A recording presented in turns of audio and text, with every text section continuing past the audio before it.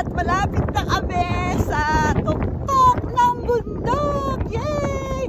O ayan, mataas na naman ang tensyon ng inyong lola, kaya samahan nyo nga kami ngayon sa aming pagpunta sa Chaoyama Shiba Sakura. At syempre, ang aming driver ay si Grace ulit at passengers niya kami nina Lisa Lynn, Shimo at Ganjang. O tingnan nyo, si Lisa Lynn hindi nakalimot, dala niya ang Bible niya at nakapag-devotional pa kami sa loob ng sasakyan. O diba?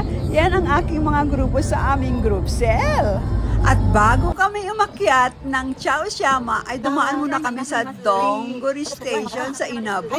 At doon ay kumain kami ng gohei mochi. O ayan, diba? Ang sarap kaya niyan. At pagkatapos ay tumuloy na kami sa Chaoyama. At iyan na nga ang Chaoyama Shiba Sakura. Ang ganda, diba?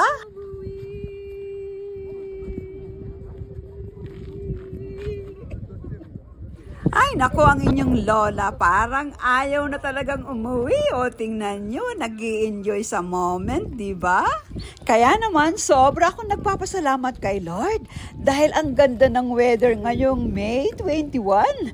At pagkatapos nga, ay bumaba na kami ng bundok at bumalik sa Inabu, 2:00 ng hapon. Buti na lang, nakakita pa kami ng coffee shop at meron pa itong hot foot bath habang ikaw ay umiinom ng kape. Nakababa ng iyong mga paa. Thank you, Lord. Bye!